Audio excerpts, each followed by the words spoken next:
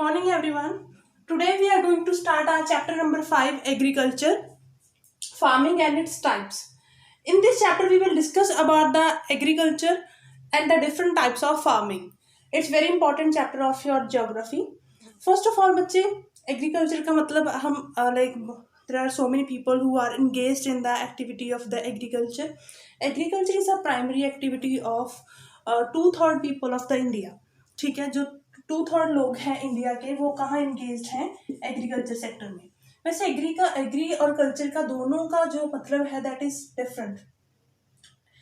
Agree means field, culture means to cultivate. ठीक है, it's a Latin word. It means कि to tilling the land for growing crops is called agriculture. 50% of the world population is also engaged in the agriculture activity. ज़्यादातर लोग जो जैसे villages में हैं सभी जगह वो किस किस किस काम में इंगेज है? एग्रीकल्चर में. एग्रीकल्चर क्या है? हमारी प्राइमरी एक्टिविटी है. जैसे 3 एक्टिविटीज होती हैं, प्राइमरी, सेकेंडरी, टर्शरी. तो एग्रीकल्चर हमारी क्या है? प्राइमरी एक्टिविटी है.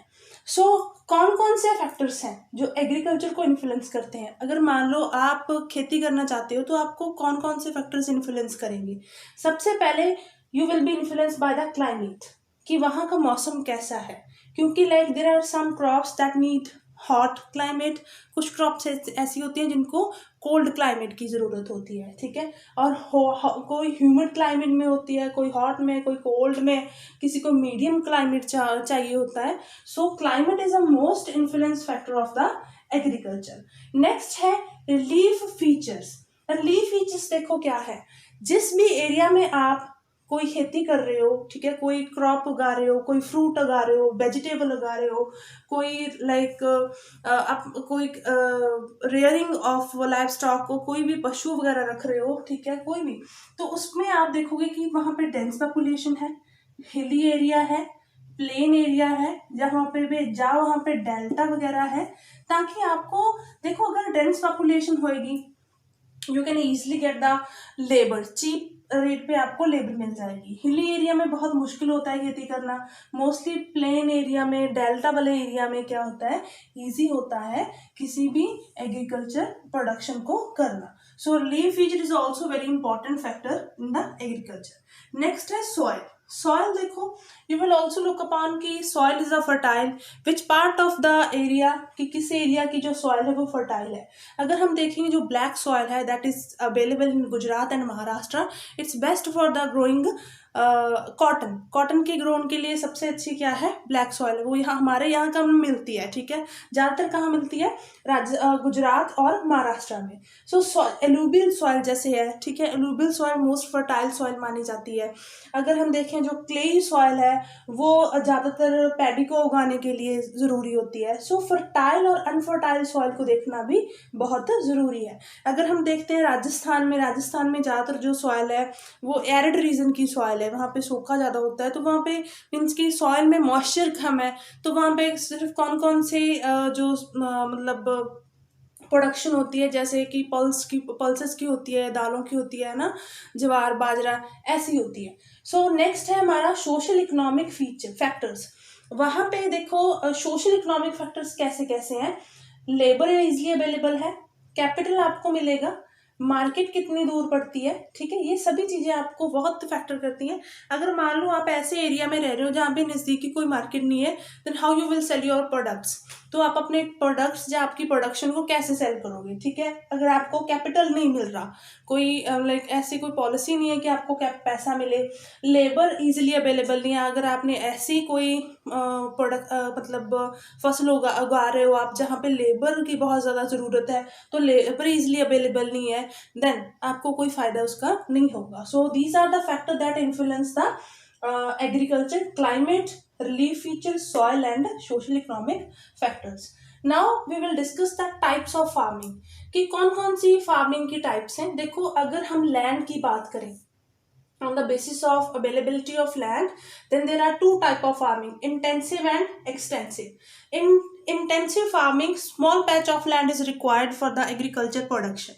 यहाँ पे इस इंटेंसिव में क्या होगा, स्मॉल प्लॉट ऑफ लैंड हमें चाहिए होती है, और you can use only the like small और लिटिल जो इक्विपमेंट्स हैं एग्रीकल्चर को करने के लिए, ठीक है, कोई भी प्रोडक्शन को उगाने के लिए आपको स्मॉल जो इक्विपमेंट है एग्रीकल्चर के यूज कर सकते हो।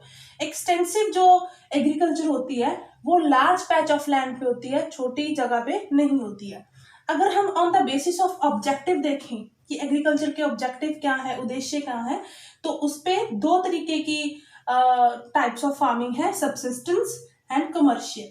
ठीक है, फर्दर हम सबसिस्टेंस को दो पार्ट में डिवाइड करेंगे, इंटेंसिव सबसिस्टेंस एंड प्रिमिटिव। ठीक है, देखो बच्चे, on the basis of object there are two types of farming, subsistence and commercial. उसके बाद सबसिस्टेंस को हम दो पार्ट में डिवाइड करते हैं, इंटेंसिव और प्रिमिटिव। ठीक है, उसके बाद प्रिमिटिव फिर दो पार्ट में डिवाइड हो जाता है, nomadic and heading, nomadic and shifting. ठीक है, अगर हम बात करें सबसिस्टेंस में और कमर्शियल में, तो इसमें भी दोनों में फर्क है। ये सबसिस्टेंस है, ये थोड़ा सा इंटेंसिव फार्मिंग वाला है। यहाँ पे क्या होती है, जो एग्रीकल्चर होती है ज़्यादातर अपने लिए उगाई जाती है। कमर्शियल फार्मिंग में ज़्यादातर क्या होता है कि बेचने के लिए, ठीक है, प्रोडक्शन को बेचने के लिए, जो भी आपको ज़्यादातर मुनाफा कमाने के लिए होती है ना। सबसिस्टेंस में यहाँ पे आप देखोगे इंटेंसिव सबसिस्टेंस है और प्रिमिटिव है। इंटेंसिव में क्या होता है, ज़्यादातर जो खेती है एक लैंड पे की जाएगी, ठीक है, रिक्वायर्ड लेबर होगी, एक फैमिली उगाएगी उसके ऊपर, कोई भी प्रोडक्शन उगाते हैं जब, और उसका जो फायदा होगा वो सिर्फ फैमिली को ज़्यादा होगा, क्योंकि फैमिली उसमें से जो भी आउटपुट आएगी ज़्यादा अपने पास ही रखेगी। जैसे कि अमेरिका में भी ऐसा होता है, जापान में भी होता है, इंडिया में भी होता है। ठीक है, मतलब क्रॉप रोटेशन का मेथड वो यूज़ करते हैं कि क्रॉप रोटेशन की एक बार ये फसल उगाती, मोर देन टू लाइक जो फसलें हैं वो उगाते हैं। ठीक है, ज़्यादातर एक या दो फसल एक साल में वो उगाते हैं, बट ज़्यादातर इसका फ़ायदा सिर्फ एक फैमिली को होता है, क्योंकि एक फैमिली ही उसमें काम करती है, क्योंकि ये इंटेंसिव है। इंटेंसिव क्या होती है, स्मॉल प्लॉट वाली, है ना। उसके बाद अगर हम प्रिमिटिव में करें, प्रिमिटिव क्या है, प्रिमिटिव इज अ जो बैक एज जिसकी, जो पुरानी जिसकी हमारी जो फार्मिंग है वो कैसे होती थी। ठीक है, जैसे कि नोमैडिक्स, जो नोमैड करते हैं, nomadic, all of you know that nomadic means कि the people who are wandering here and there, जो अपने लाइक कैटल्स पे, ठीक है, कहीं भी घूमते फिरते रहते हैं, अपने सभी अपने साजो सामान के साथ, क्यों एक जगह पे नहीं रहते हैं ना।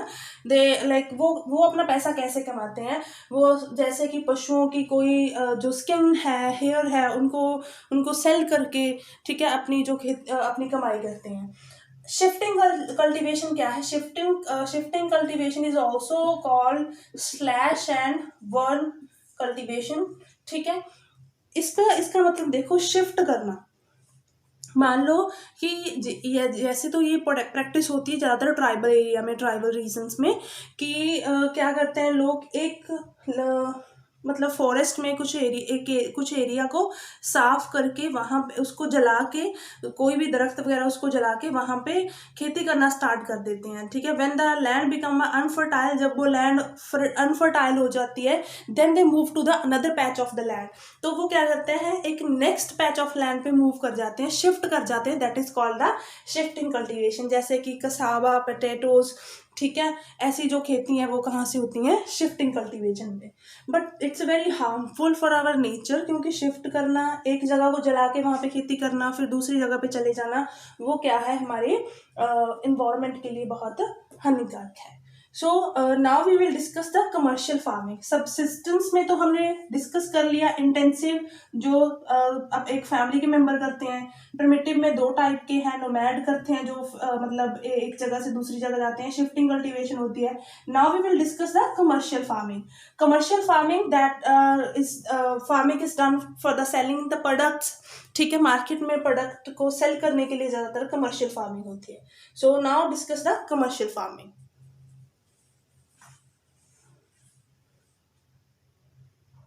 We will discuss the commercial farming. Commercial farming क्या है, जैसे मैंने आपको पहले ही बताया, commercial farming is done on the extensive land to sell the commodity in the market, कि कोई भी कमोडिटी जो भी कमर्शियल फार्मिंग से आती है उसको मार्केट में सेल किया जाता है मोस्ट इम्पॉर्टेंटली। अब इसमें इनको 3 पार्ट में डिवाइड किया है कमर्शियल फार्मिंग को, commercial grain farming, mixed farming and plantation agriculture. देखो कमर्शियल ग्रेन फार्मिंग क्या है, यहाँ पे सिर्फ कमर्शियली बेचने के लिए ग्रेन्स को उगाया जाता है, जैसे कि वीट हो गया, राइस हो गया, ठीक है। वीट एंड राइस जो cultivated on the large patch of the land to sell in the market, जैसे कि हमारे पंजाब और हरियाणा सबसे ज़्यादा ग्रेन के लिए फेमस है, ठीक है। यहाँ पे वीट और राइस को उगाया जाता है। ऐसे ही कमर्शियल फार्मिंग की जाती है, जैसे अमेरिका में ये प्रैक्टिस होती है, ठीक है। और modern techniques are used, pesticide जो सीड्स हैं, ठीक है, फर्टिलाइजर्स हैं, वो इसमें यूज़ किए जाते हैं। मॉडर्न टेक्निक्स, थ्रेशर्स हार्वेस्ट करने के लिए, ठीक है, कोई भी मतलब इनको लगाने के लिए, ठीक है, सभी चीज़ मतलब modern techniques are used in the commercial grain farming, जहाँ पे ग्रेन होंगे, ठीक है, और उनको मार्केट में बेचा जाएगा। नेक्स्ट है मिक्स्ड फार्मिंग। मिक्स्ड फार्मिंग क्या है, when the animals are reared with the cultivation of the crops, कि साथ में आप क्रॉप्स को कल्टीवेट कर रहे हो और साथ में आप एनिमल्स भी रख रहे हो, ठीक है, दोनों ही मिक्स तरीके की। क्योंकि देखो बच्चे एग्रीकल्चर में सिर्फ कल्टीवेट करना नहीं आ जाएगा क्रॉप्स को, नहीं, it's not only growing crops, है ना। Rearing of animals is also is a agriculture activity, वो भी एक एग्रीकल्चर की एक्टिविटी में ही आता है। सो मिक्स्ड फार्मिंग में क्या होता है कि एनिमल्स और क्रॉप्स दोनों ही मतलब साथ में साथ चलते हैं, ठीक है। एनिमल से उनके जो लाइक फूडर क्रॉप्स हैं, ठीक है, वो भी उगाई जाती हैं, मेज हो गया, बाजरा हो गया। So that is called the mix farming. सबसे इसको भी ज़्यादातर इस कमोडिटी को भी क्या किया जाता है, सेल किया जाता है मार्केट में। नेक्स्ट है हमारा plantation agriculture.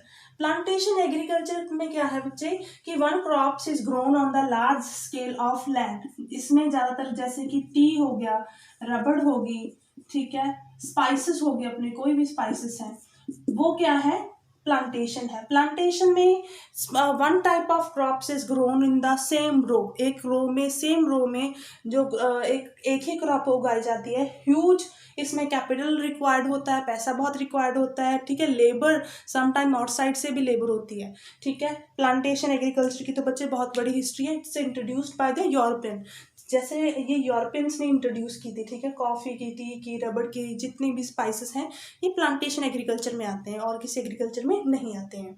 So these are the commercial जिनको बेचा जाता है, ग्रेन को मिक्स्ड फार्मिंग में और प्लांटेशन में। Now let's come to the organic farming. आपने बहुत बार सुना होगा, now it's organic farming is very famous, कि organic farming is done to prevent the harmful effect of the pesticide and fertilizers, ठीक है। Like it's basis on the traditional techniques, जो traditional techniques थी, जो ट्रेडिशनल मैन्योर सिस्टम था, ठीक है, खाद का सिस्टम है, उसको यूज किया जाता है ऑर्गेनिक फार्मिंग में। That is very useful our health, हमारी हेल्थ के लिए सबसे अच्छी है, क्योंकि इससे कोई हमारी हेल्थ को कोई भी इफेक्ट नहीं होता है। ऑर्गेनिक फार्मिंग भी कमर्शियल फार्मिंग में आती है। And diary farming, diary farming क्या है, रेयरिंग एनिमल फॉर मिल्क, ठीक है। आप किसी भी एनिमल को रेयर करते हो मिल्क के लिए, to meet the needs of the milk products in the cities also, क्योंकि सिटीज़ में तो एनिमल नहीं होते हैं।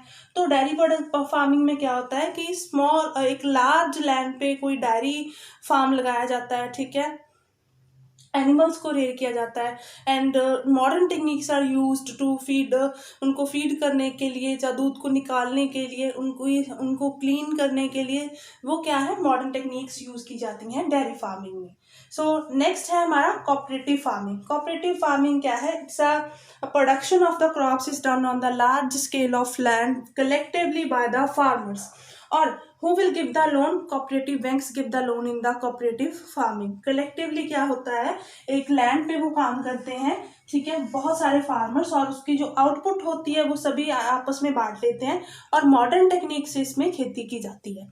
सो बच्चे we have done this chapter with the factor influence the agriculture and what types of the farming also, ठीक है। Types of farming में हमने कैसे किया कि इंटेंसिव में क्या है, एक्सटेंसिव क्या है, कमर्शियल फार्मिंग में कौन कौन सी चीज़ें आती हैं, और प्रिमिटिव सबसिस्टेंस में कौन कौन सी टेक्निक्स आती हैं. So dear students, watch this video carefully and read your chapter carefully. Thank you.